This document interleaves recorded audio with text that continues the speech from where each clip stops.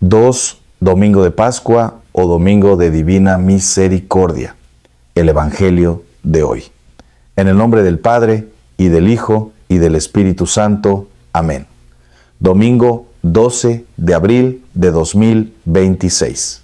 Lectura del Santo Evangelio según San Juan. Al anochecer del día de la resurrección, estando cerradas las puertas de la casa donde se hallaban los discípulos por miedo a los judíos, se presentó Jesús en medio de ellos y les dijo: «La paz esté con ustedes». Dicho esto, les mostró las manos y el costado. Cuando los discípulos vieron al Señor, se llenaron de alegría. De nuevo les dijo Jesús: «La paz esté con ustedes. Como el Padre me ha enviado, así también los envío yo». Después de decir esto, sopló sobre ellos y les dijo: «Reciban el Espíritu Santo.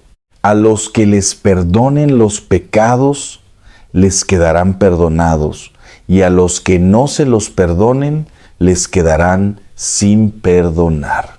Tomás, uno de los 12, a quien llamaban el gemelo, no estaba con ellos cuando vino Jesús, y los otros discípulos le decían: «Hemos visto al Señor». Pero él les contestó: «Si no veo en sus manos la señal de los clavos, y si no meto mi dedo en los agujeros de los clavos, y no meto mi mano en su costado, no creeré». 8 días después, estaban reunidos los discípulos a puerta cerrada, y Tomás estaba con ellos. Jesús se presentó de nuevo en medio de ellos y les dijo: «La paz esté con ustedes». Luego le dijo a Tomás: «Aquí están mis manos, acerca tu dedo, trae acá tu mano, métela en mi costado, y no sigas dudando, sino cree». Tomás le respondió: «Señor mío y Dios mío». Jesús añadió: «Tú crees porque me has visto. Dichosos los que creen sin haber visto». Otros muchos signos hizo Jesús en presencia de sus discípulos, pero no están escritos en este libro. Se escribieron estos para que ustedes crean que Jesús es el Mesías, el Hijo de Dios, y para que, creyendo, tengan vida en su nombre. Esa es la palabra de Dios. Gracias a Dios. Hay una herida que casi nadie muestra. No es la que se ve en la piel, no es la que duele en los huesos. Es esa herida que vive justo debajo del pecho, en ese lugar donde guardamos todo lo que no podemos decirle a nadie. La herida de haber fallado demasiadas veces. La herida de haber creído y luego dudar. La herida de saber que Dios existe y sin embargo algunos días amanecer sintiendo que el cielo está vacío, que nadie escucha, que las oraciones rebotan contra el techo como si el mundo espiritual fuera una habitación sellada. Esa herida, esa que está ahí hoy, mientras me escuchas, mientras abres este video, quizás con un café en la mano, quizás entre el ruido de los hijos, quizás solo, en la oscuridad de tu cuarto, preguntándote si todo esto tiene sentido. Hoy, en este domingo de la Divina Misericordia, Jesús viene a tocar exactamente esa herida. No con palabras de reproche. No con un sermón de culpa. Viene con las manos abiertas, mostrando sus propias cicatrices, diciéndote algo que nadie más puede decirte: «Yo conozco el peso de tus dudas, y aún así, aquí estoy. Para ti». Ahora, antes de continuar, quiero pedirte algo muy sencillo. Si hoy esta palabra te toca el corazón, si en algún momento sientes que estas palabras son para ti, déjame saberlo en los comentarios. Escribe simplemente «Señor mío y Dios mío» o cuéntame qué es lo que más te llega. Porque este canal existe para eso, para que la palabra de Dios no se quede flotando en el aire, sino que aterrice en tu vida real, en tu semana concreta, en tus dolores verdaderos. Y si aún no te has suscrito, hazlo ahora, porque cada día traemos el Evangelio del día comentado para que ninguna mañana comience sin la voz del Señor. Y también quiero invitarte, si tienes un momento esta semana, a revisar algunas de las homilías anteriores que hemos compartido en este canal. Hay reflexiones sobre el camino de Emaús, sobre la aparición a María Magdalena, sobre la resurrección que quizás todavía no has visto y que pueden seguir sembrando en ti lo que hoy estamos comenzando a plantar juntos. La palabra de Dios no se agota en un solo día. Es como pan, se necesita todos los días. Ahora déjame llevarte al centro del Evangelio de hoy. Es de noche. Piensa en eso un momento. No es un detalle decorativo que Juan ponga esa referencia al anochecer. En el Evangelio de Juan, la noche siempre significa algo. Cuando Judas sale del cenáculo para traicionar a Jesús, Juan anota escuetamente, y era de noche. La oscuridad en Juan no es meteorología. Es teología. Es el estado del alma que se aleja de la luz. Y aquí, en el primer domingo después de la resurrección, los discípulos están en la oscuridad, con las puertas cerradas, con el miedo instalado como un huésped no invitado pero insistente. Quiero que te detengas un segundo en esa imagen, puertas cerradas por miedo. ¿Cuántas puertas has cerrado tú por miedo? No estoy hablando de puertas de madera y bisagras. Estoy hablando de esas puertas interiores. La puerta del perdón que no terminas de abrir porque tienes miedo de que te lastimen otra vez. La puerta de la confianza que cerraste después de aquella traición y que desde entonces vive con llave. La puerta de la esperanza que clausuraste el día en que la vida te demostró que las cosas buenas no siempre duran. La puerta de la fe que entornaste cuando la enfermedad llegó, cuando el matrimonio se rompió, cuando el hijo se fue por el camino equivocado y todas tus oraciones parecieron no servir de nada. Los discípulos estaban exactamente así. Puertas cerradas. Corazones atrancados. ¿Y Jesús qué hace? Atraviesa la puerta. No llama. No espera que le abran. No negocia el acceso. Simplemente aparece en medio de ellos. Y lo primero que dice, lo primero, sin reproches, sin dónde estaban ustedes cuando me crucificaban, sin pasar lista de los que huyeron, lo primero que dice es, la paz esté con ustedes.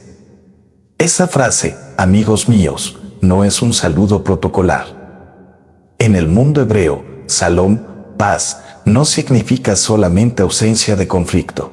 Significa plenitud de vida, totalidad, integridad del ser. Significa que todo lo que está roto en ti sea restaurado. Significa que todo lo que falta sea completado. Significa que todo lo que te quitaron te sea devuelto multiplicado.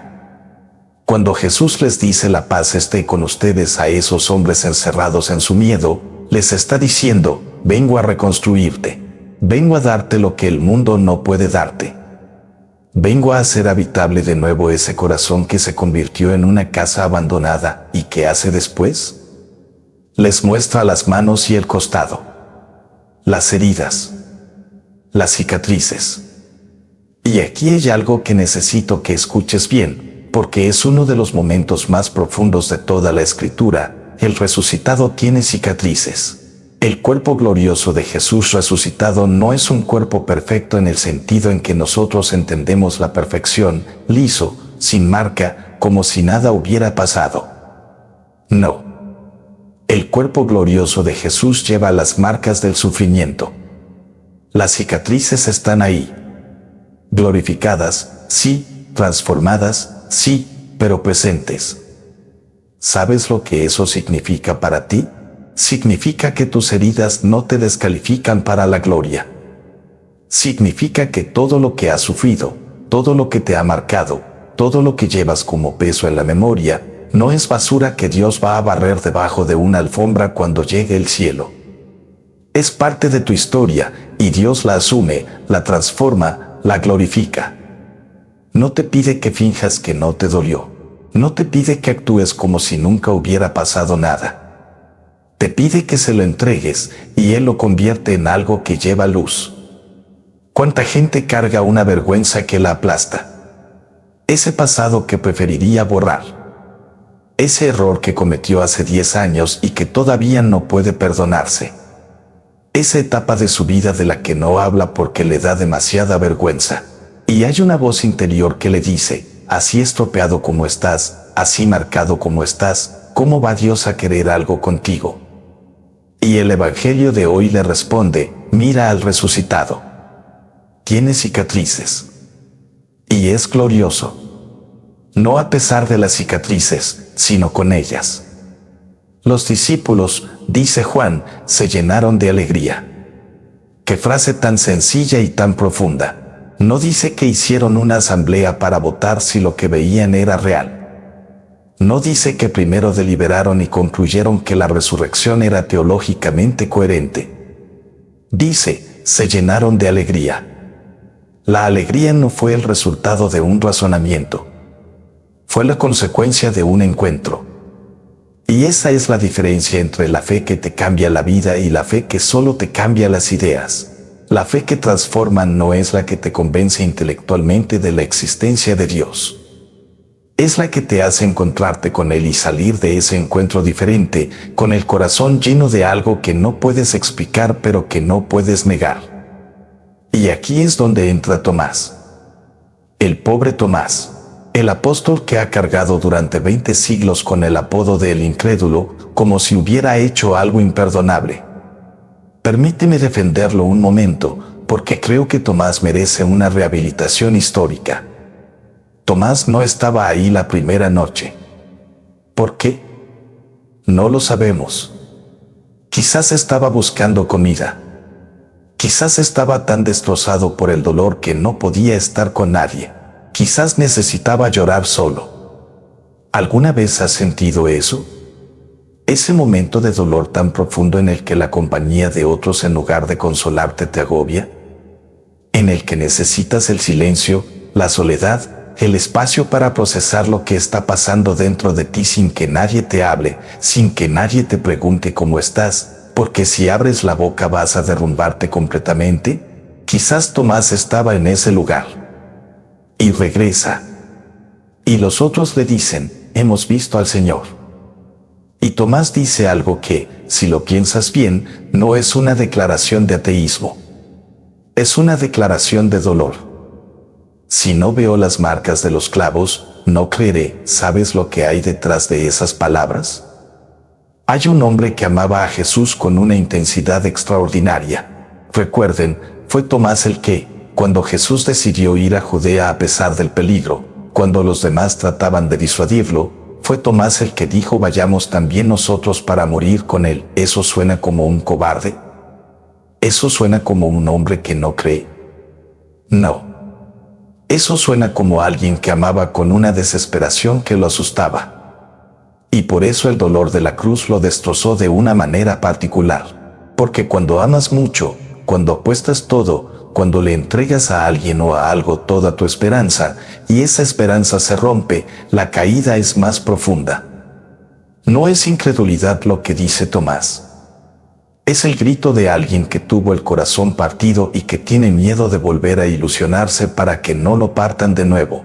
No puedo volver a creer en algo que quizás no es verdad, porque no sobreviviría a otra desilusión. ¿Cuántos de ustedes han sentido exactamente eso?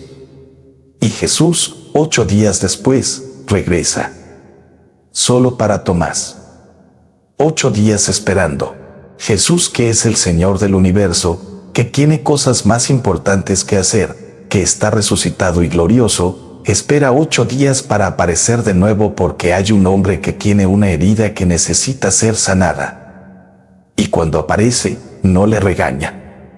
No le dice debiste haberme creído. No le da una conferencia sobre la virtud de la fe. Se pone frente a él y le dice, aquí están mis manos. Trae tu dedo. Mete tu mano en mi costado. No sigas dudando, sino cree. La misericordia de Dios no espera que tú te arregles para acercarte a Él.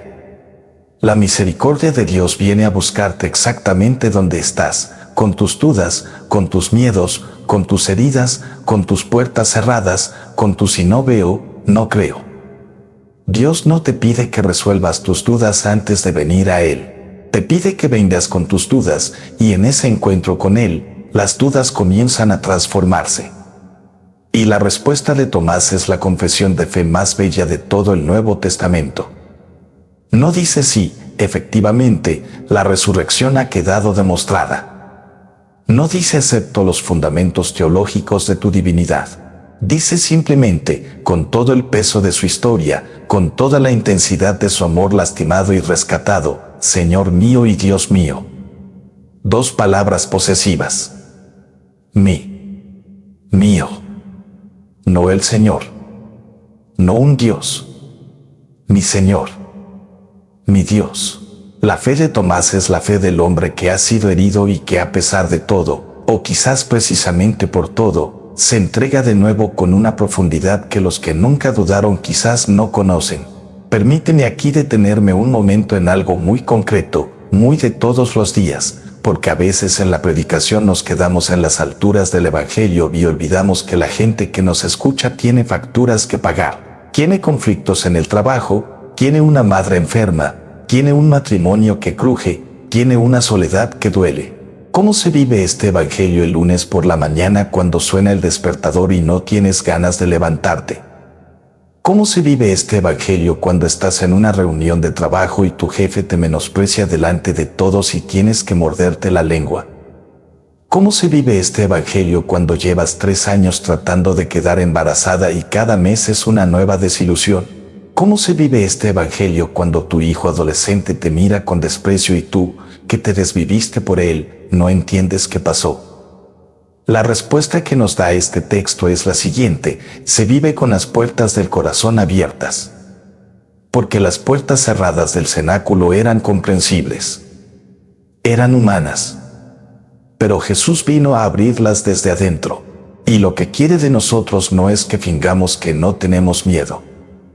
Lo que quiere es que, a pesar del miedo, no clausuremos el corazón. Que aunque hayamos sido heridos, no convirtamos la herida en una muralla. Que aunque la vida nos haya dado razones para desconfiar, encontremos en él la razón más grande para seguir creyendo. Eso es exactamente lo que nos dice San Pedro en la segunda lectura de hoy. Y escúchalo bien, porque Pedro sabe de lo que habla. Pedro es el hombre que negó a Jesús 3 veces.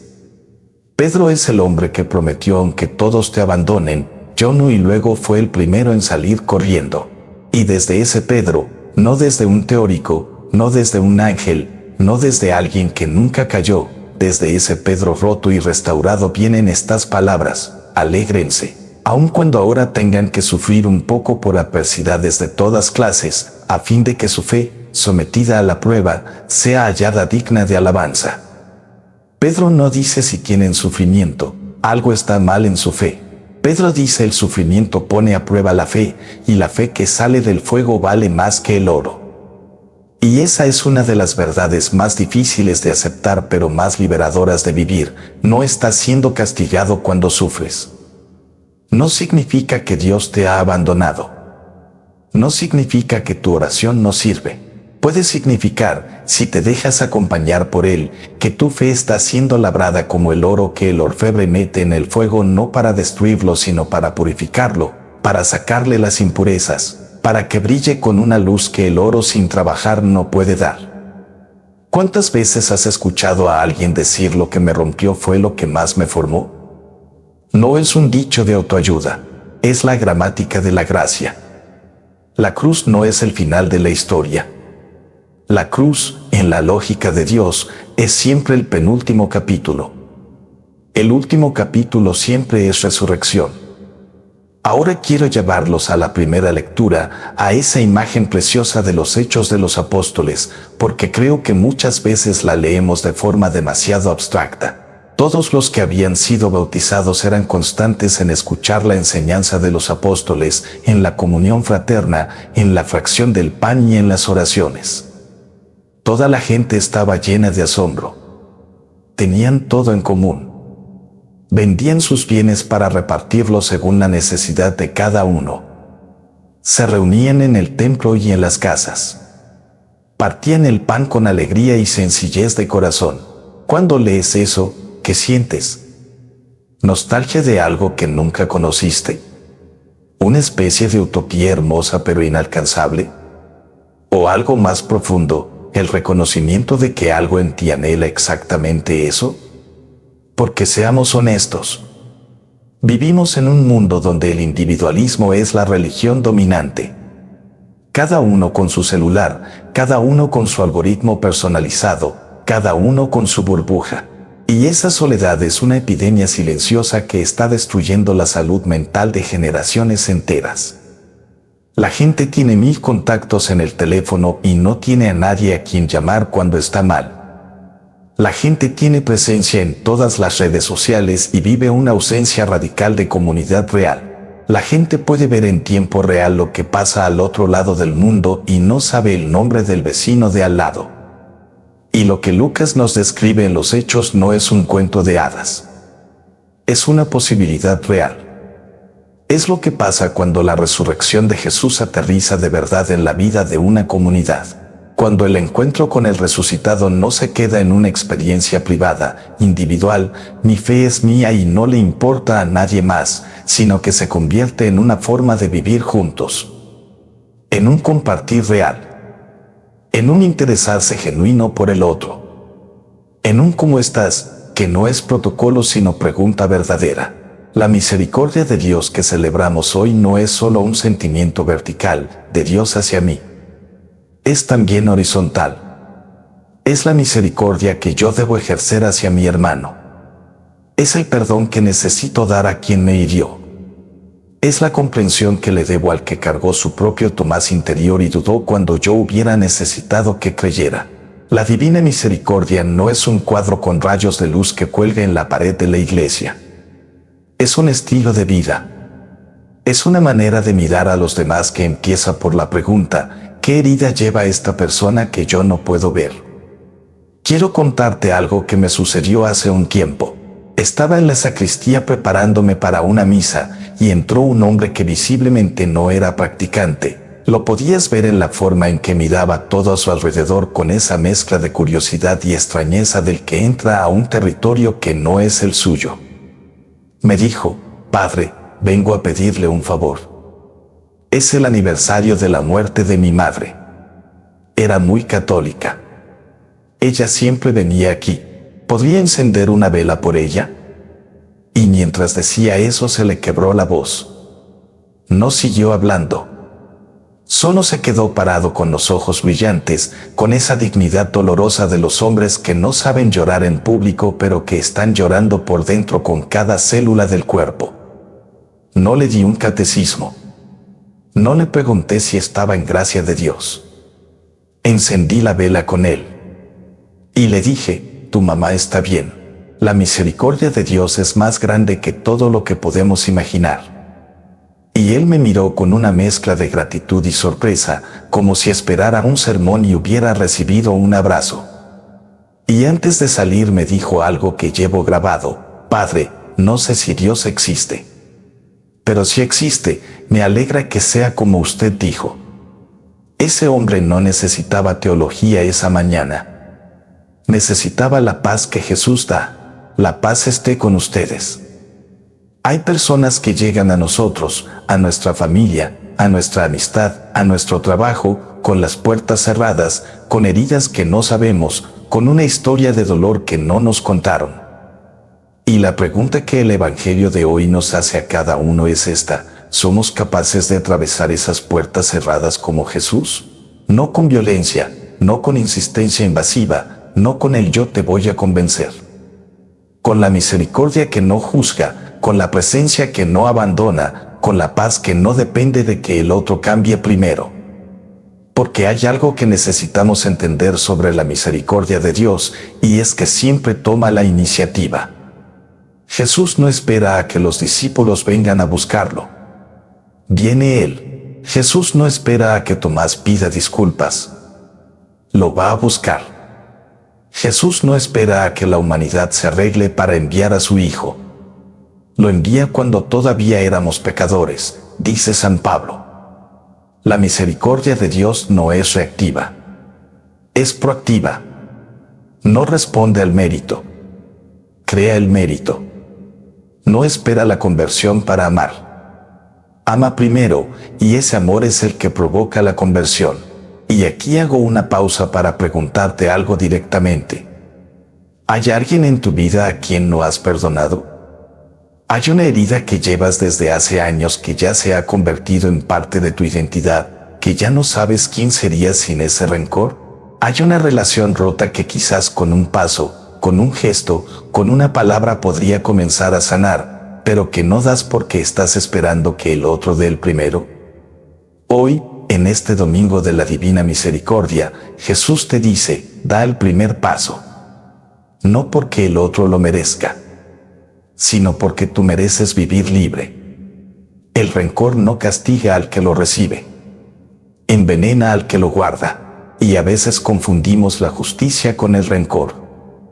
Creemos que soltar el resentimiento es darle la razón al que nos hizo daño, y no es así. Soltar el resentimiento no significa decir lo que hiciste estuvo bien. Significa decir lo que hiciste no va a seguir siendo el carcelero de mi corazón. Es la decisión más valiente que puedes tomar. Y es exactamente lo que Jesús hace por nosotros hoy. A los que les perdonen los pecados, les quedarán perdonados. El perdón que Jesús otorga a los discípulos en este momento no es solo un gesto privado. Es la fundación de un ministerio. Como el Padre me ha enviado, así también os envío yo. Los discípulos no reciben el Espíritu Santo para guardarlo como un tesoro personal, lo reciben para darlo. La misericordia que reciben está diseñada para fluir, para circular, para llegar a los que todavía no la conocen. El encuentro con el resucitado no te vuelve un coleccionista de experiencias espirituales. Te vuelve un enviado. ¿Enviado a dónde? Al mismo lugar donde estás. A tu familia, a tu trabajo, a tu barrio, a ese vecino que siempre parece malhumorado pero que quizás es porque está solo, a ese compañero de trabajo que siempre parece irritante pero que quizás carga algo que no sabes, a tu hijo que se alejó, a tu padre que nunca fue capaz de decirte que te quería, a tu amigo que te decepcionó. Ahí, en lo concreto y complicado y a veces feo de la vida real, es donde se ejerce la misericordia. No es fácil. Nadie dijo que era fácil. San Pedro nos dice en la segunda lectura que la fe es sometida a prueba, que hay adversidades de toda clase, que hay sufrimiento. Pero también dice que la alegría que viene del encuentro con Cristo resucitado es radiante e indescriptible. Esa alegría no depende de las circunstancias. No es la alegría del que tiene todo resuelto, es la alegría del que sabe que está acompañado. La alegría del que, en medio del caos de su vida, tiene una certeza que ningún caos puede arrebatarle: Cristo resucitó. El amor venció. Y si el amor venció la muerte, puede vencer lo que sea que estoy viviendo ahora. Hay un fenómeno muy curioso en la psicología del sufrimiento. Los estudios muestran que lo que más destruye a las personas no es la magnitud del dolor en sí, sino la sensación de que ese dolor no tiene sentido, de que es arbitrario, de que nadie lo ve, de que a nadie le importa. El sufrimiento que tiene sentido, que está acompañado, que tiene un horizonte, no deja de doler, pero se puede vivir de otra manera. Y la fe cristiana es exactamente eso, no la promesa de que no vas a sufrir, sino la certeza de que tu sufrimiento no es insignificante, que alguien lo ve, que alguien lo acompaña, que en ese sufrimiento vivido con el algo se está gestando que hoy quizás no puedes ver pero que un día vas a reconocer como el momento en que fuiste labrado. Un padre me dijo una vez: «Padre, perdí a mi hijo de 22 años en un accidente. Llevo 3 años sin poder entrar a una iglesia. Porque si entro, voy a preguntar por qué y no voy a encontrar respuesta, y eso me va a destruir más que el silencio». Y le dije: entonces entra con esa pregunta. Entra con el por qué. Entra con la rabia. Entra con el silencio, porque Dios no se rompe con tus preguntas. Y el Dios que permitió que su propio hijo muriera en una cruz sabe lo que es ser padre y ver a un hijo sufrir. No te dará una respuesta que satisfaga tu inteligencia. pero puede darte algo que te permita seguir viviendo. Y eso se llama misericordia. No sé si ese hombre volvió a entrar a una iglesia, pero sé que la semilla quedó, y Dios riega lo que Dios planta. No siempre vemos la cosecha, pero el sembrador sigue sembrando.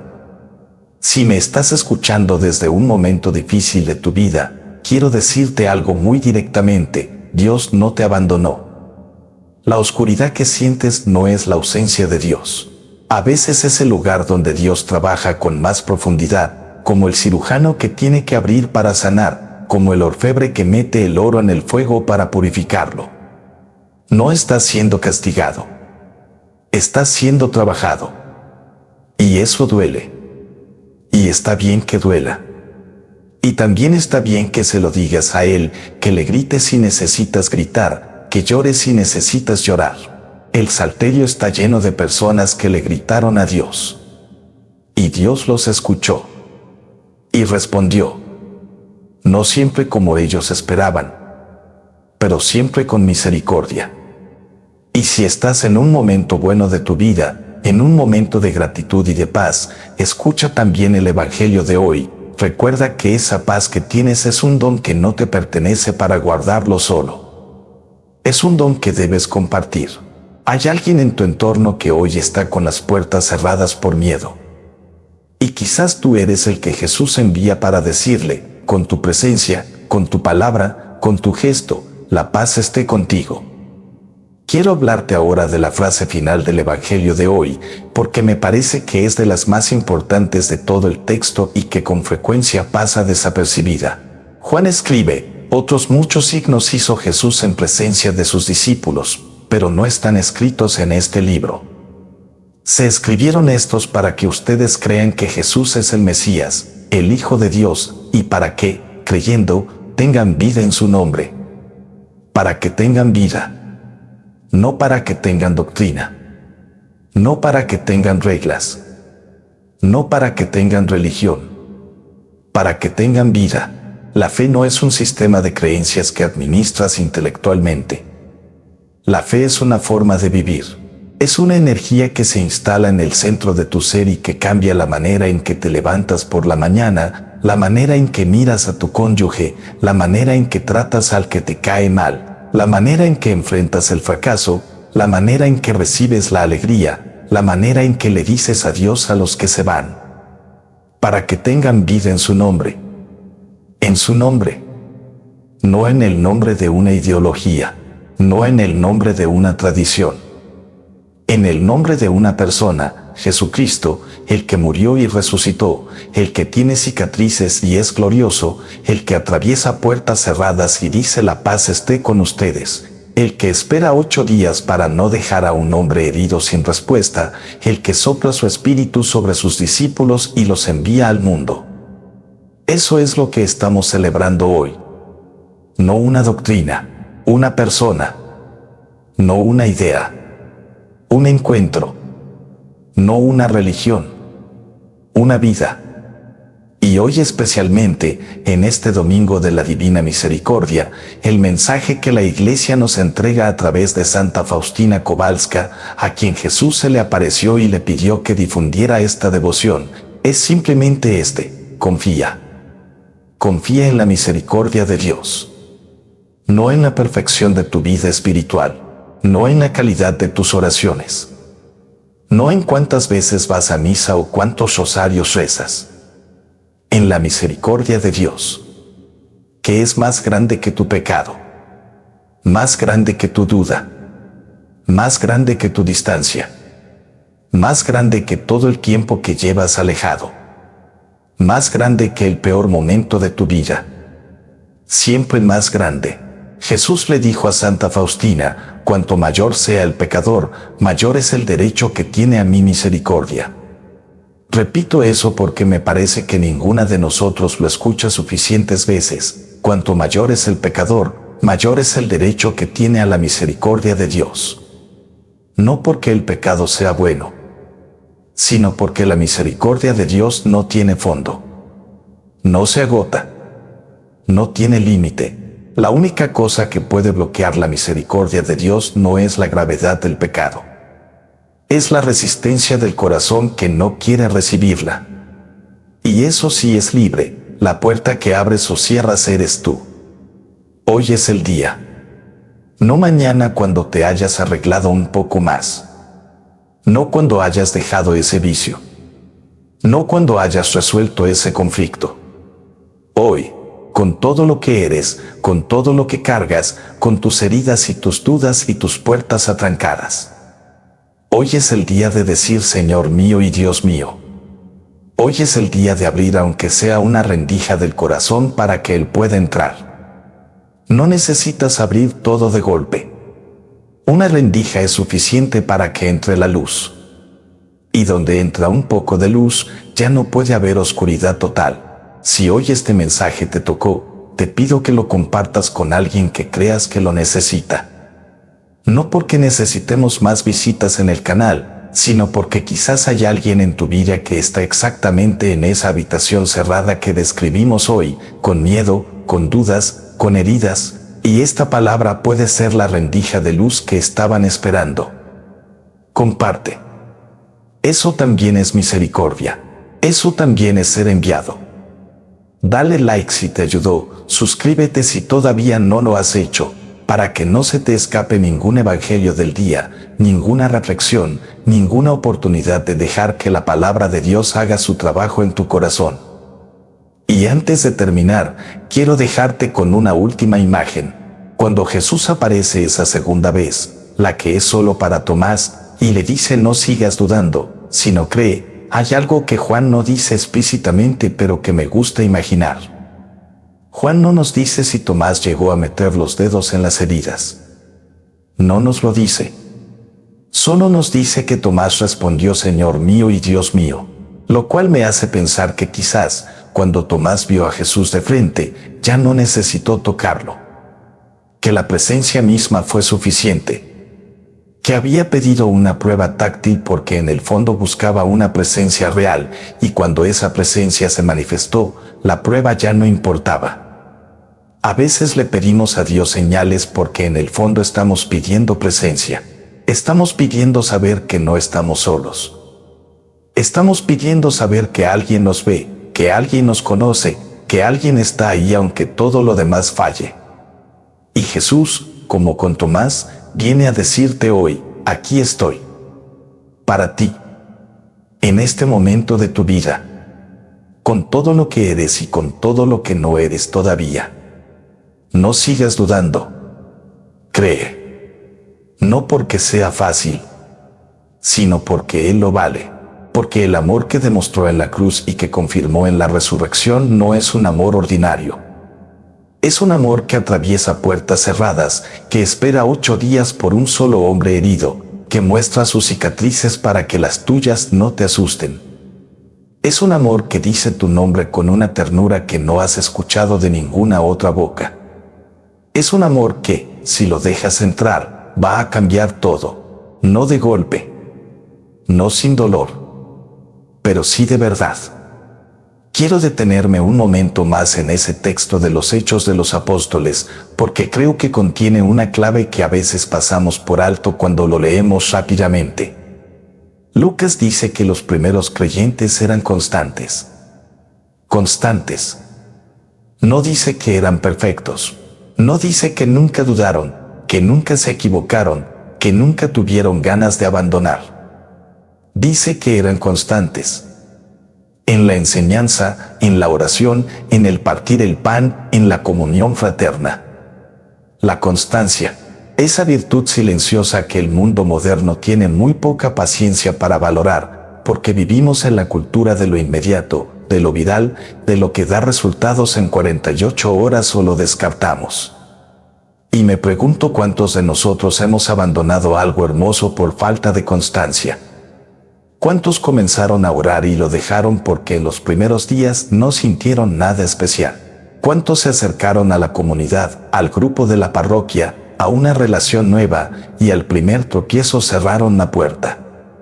¿Cuántos comenzaron un camino de conversión con entusiasmo y luego, cuando vieron que la vida seguía complicada, que no había resultados espectaculares, que el camino era más largo y más ordinario de lo que esperaban, se desanimaron y volvieron al punto de partida? La fe no es una experiencia de pico de emoción constante.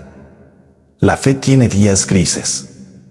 Tiene mañanas en que el rosario cuesta, en que la misa parece larga, en que Dios parece lejano y la oración parece hablar al vacío.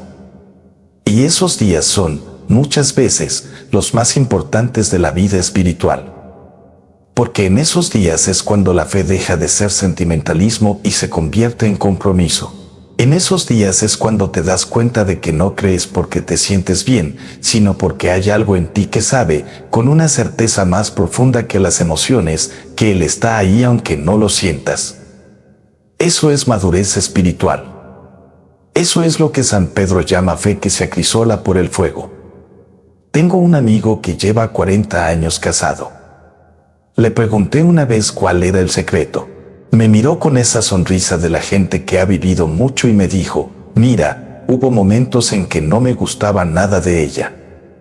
Y momentos en que estoy seguro de que ella no me aguantaba a mí. Pero nunca, en esos momentos, nos preguntamos si seguir. Simplemente seguíamos. Y al otro lado siempre había algo más grande de lo que habíamos esperado. Eso es constancia. Eso es lo que construye algo real. No la intensidad del primer momento, sino la fidelidad de cada día ordinario. Y lo mismo en la vida espiritual. La misericordia de Dios no es un fuego de artificio. Es una brasa que no se apaga aunque no la veas brillar. Y tu tarea no es producir la llama. Tu tarea es cuidar la brasa. La oración diaria, aunque sea 5 minutos. La misa del domingo, aunque estés cansado.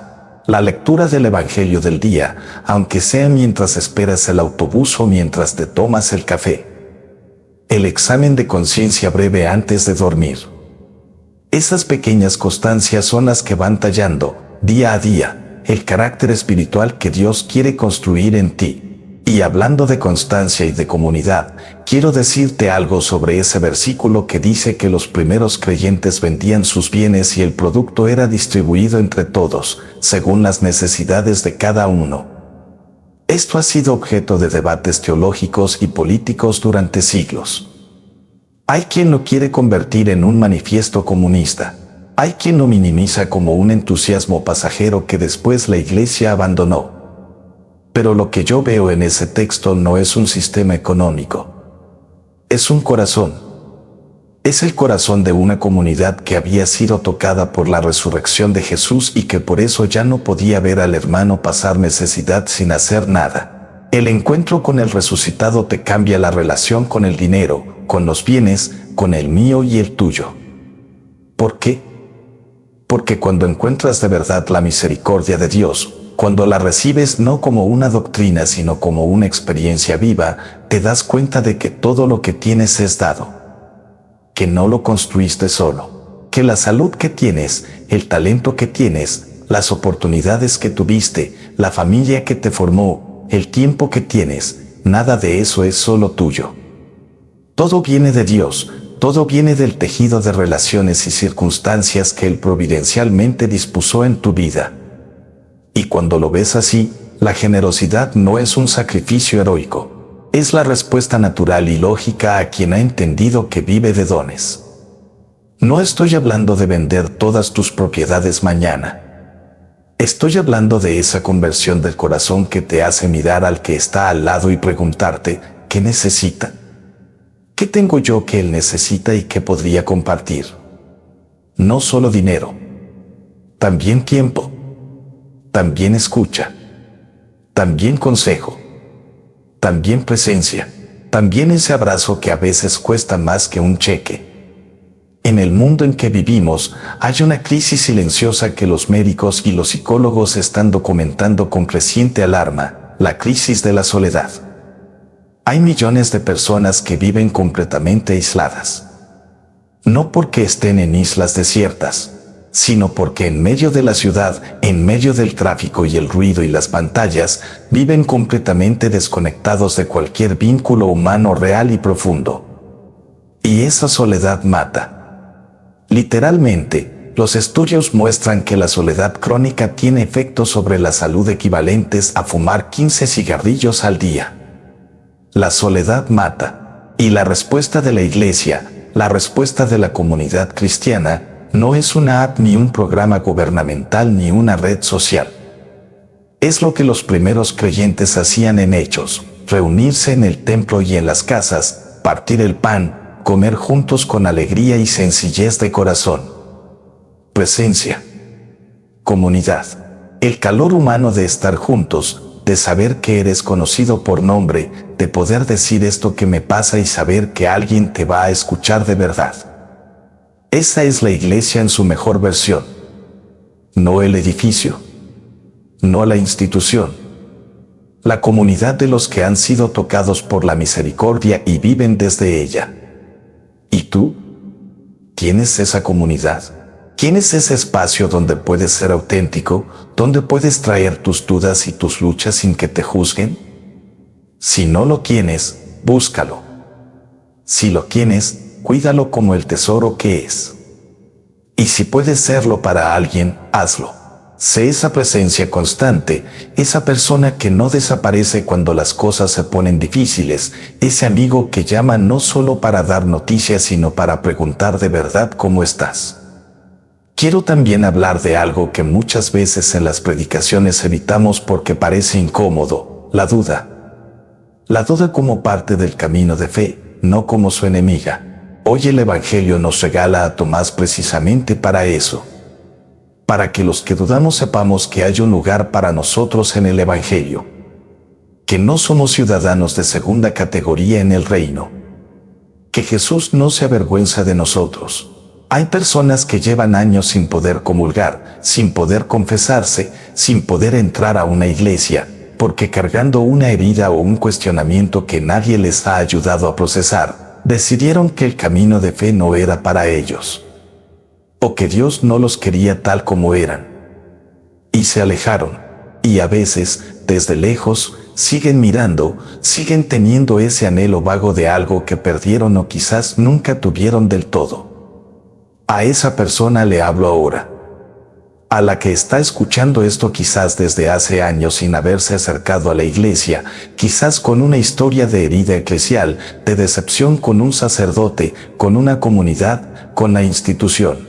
Quiero decirte, tu herida es real y válida. Lo que te hicieron, si es que alguien en el nombre de la iglesia te hizo daño, fue un fracaso humano, no la voluntad de Dios. Y Dios no se identifica con los errores de sus representantes humanos.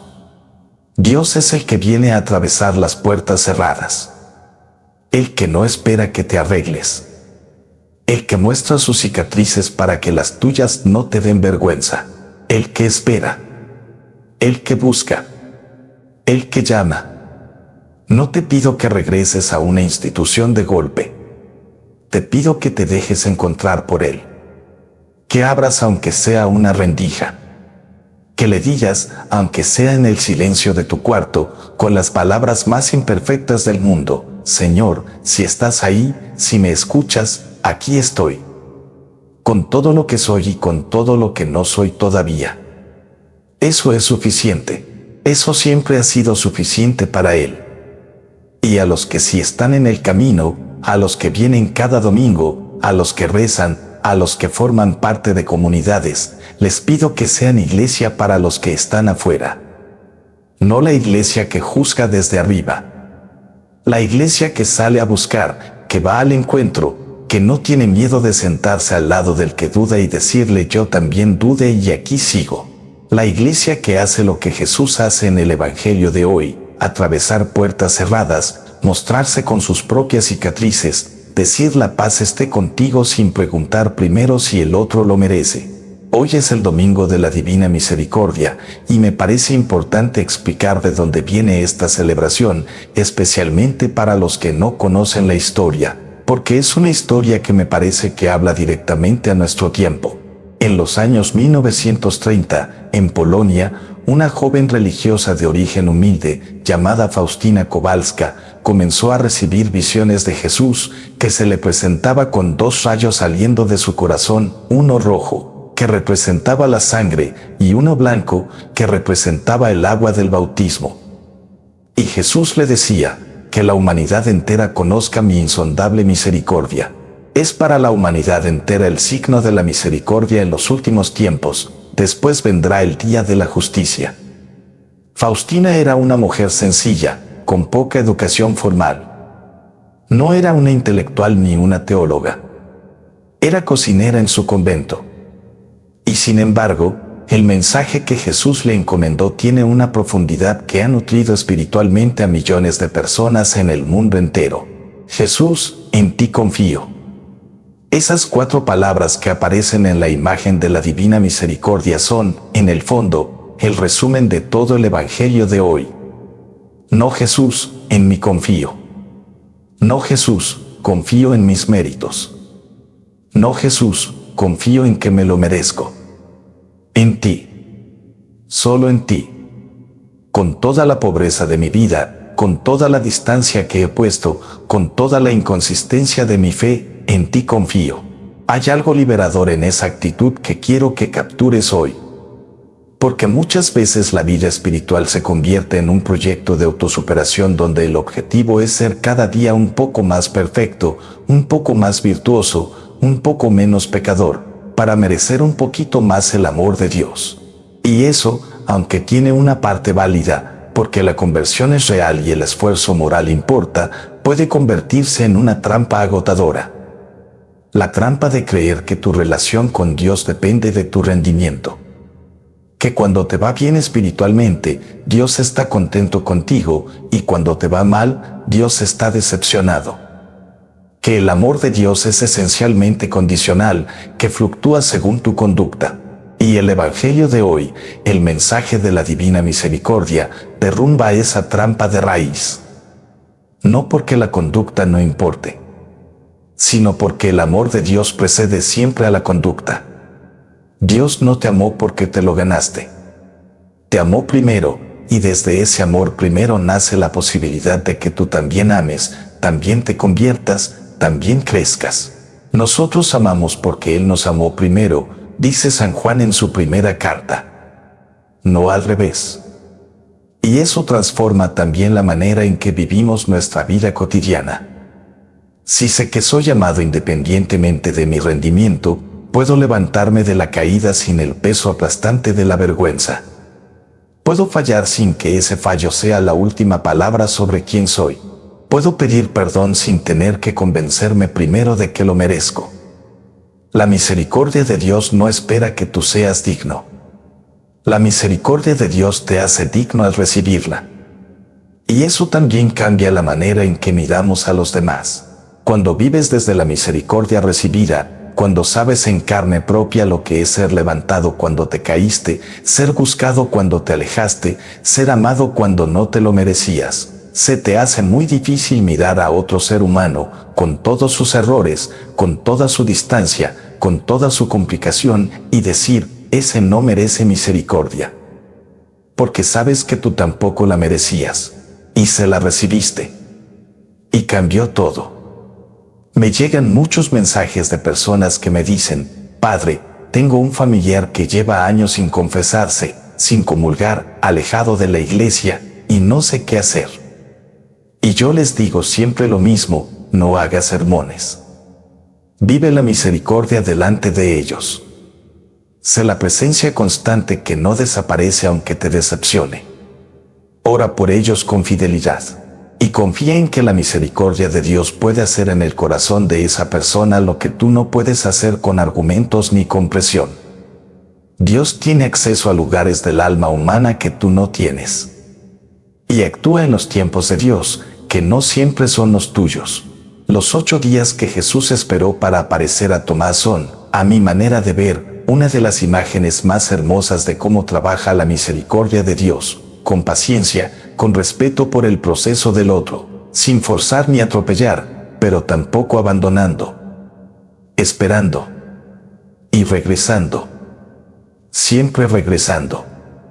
¿Cuántas veces ha vuelto Dios a buscarte a ti? ¿Cuántas veces en tu vida hubo una circunstancia, una persona, una enfermedad, un fracaso, una alegría inesperada, que fue su manera de decirte aquí estoy, no te he olvidado, sigo contigo?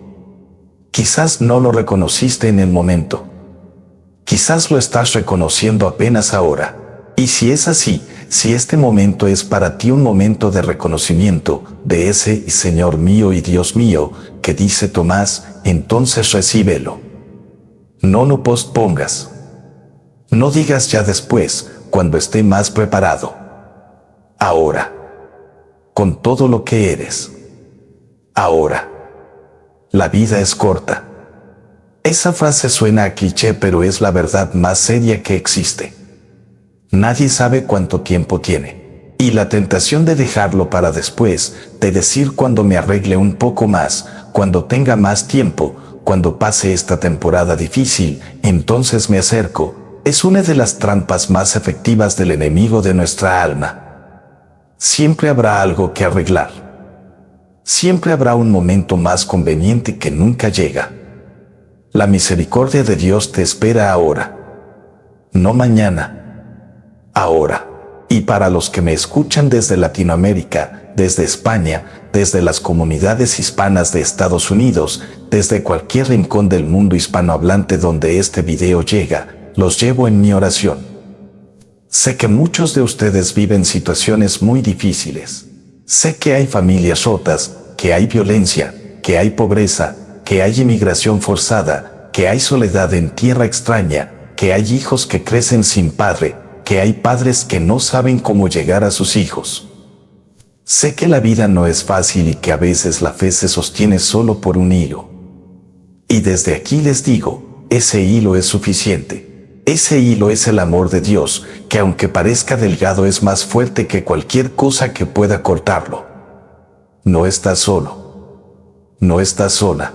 Hay una comunidad enorme de personas que comparten esta fe, que atraviesan sus propias dificultades, que también tienen sus propias heridas y sus propias dudas y que sin embargo cada mañana se levantan y dicen, con Tomás, Señor mío y Dios mío.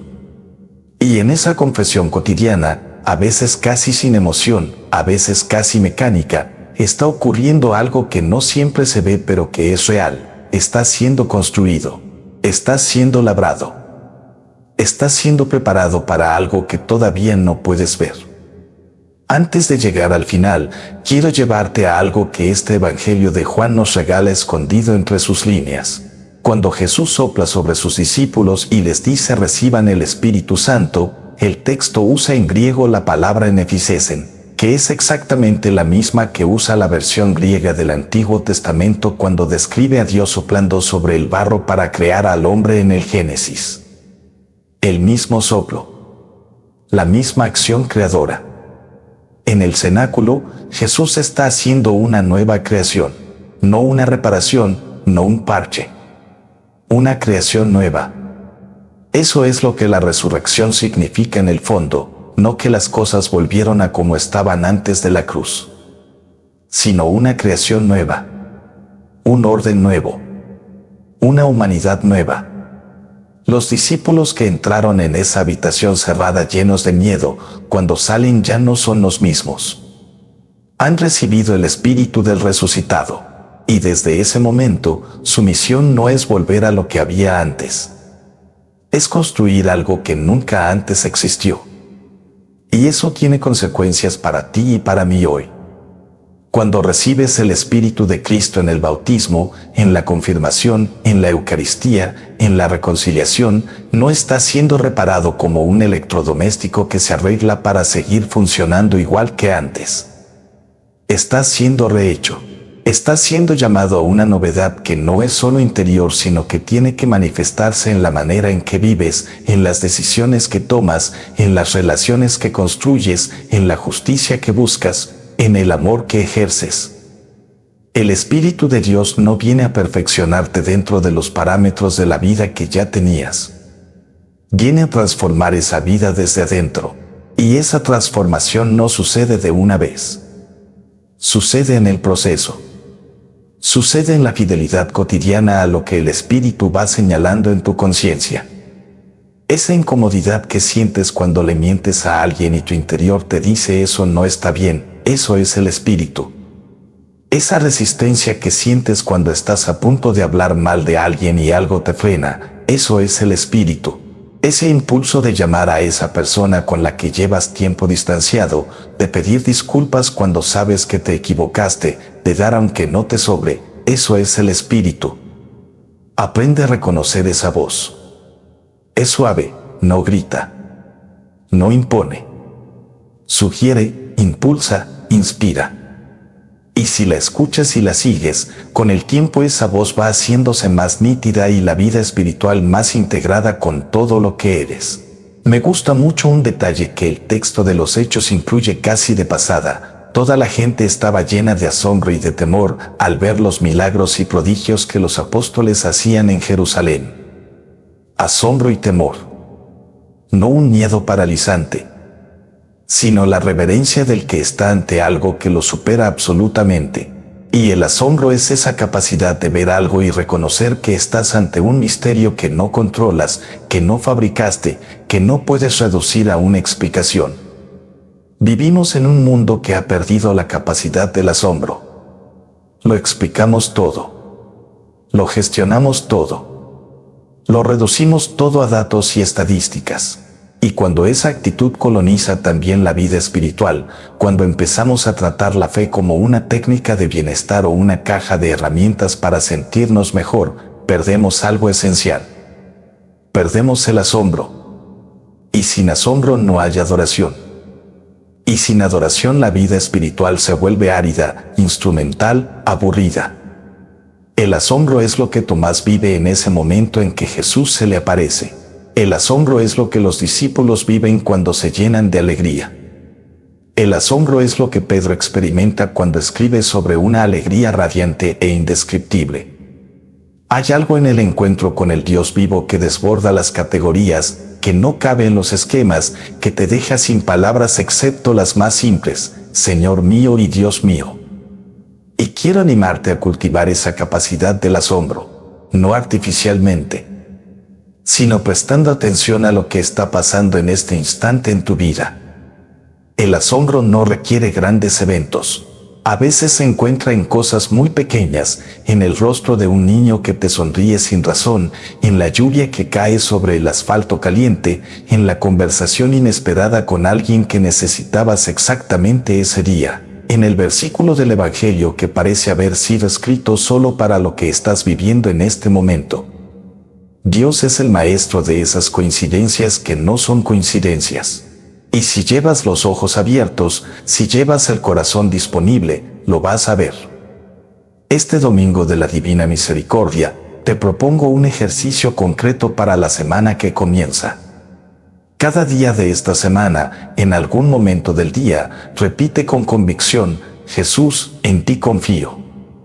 No como una fórmula mágica, como una declaración de fe, como un acto de la voluntad que dice, sea lo que esta semana me traiga, yo elijo confiar en ti. Cuando estés atascado en el tráfico y la rabia quiera apoderarse, cuando la reunión de trabajo se ponga difícil, cuando el niño no quiera comer, cuando la factura llegue y la cuenta no alcance, cuando la soledad apriete, cuando el cuerpo duela, cuando la duda vuelva, Jesús, en ti confío. 4 palabras. Y verás, al final de la semana, que algo sutil ha cambiado. No las circunstancias necesariamente, pero sí la manera en que las habitas. Si quieres compartir cómo te fue con ese ejercicio, déjalo en los comentarios. Este canal es también una comunidad. Y nos alimentamos mutuamente cuando compartimos cómo la palabra de Dios está trabajando en nuestra vida real. No tienes que tener todo resuelto para comentar. No tienes que tener una experiencia espiritual extraordinaria. Basta con hoy fue difícil pero confié o hoy sentí su paso simplemente aquí sigo. Eso es el Evangelio vivido.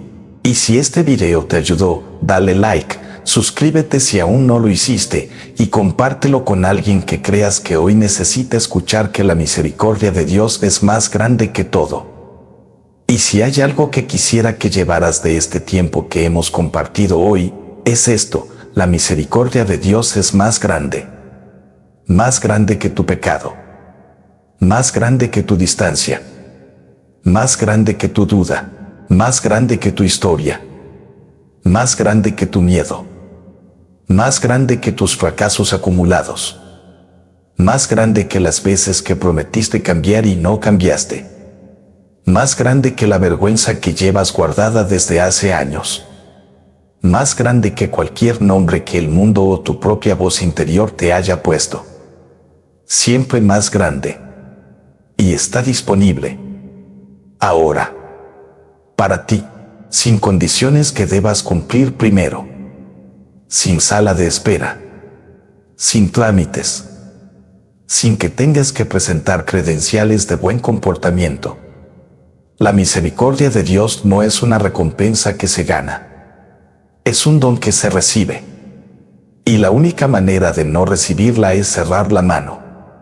Te pregunto, entonces, al final de este tiempo que hemos pasado juntos hoy, ¿tienes la mano abierta?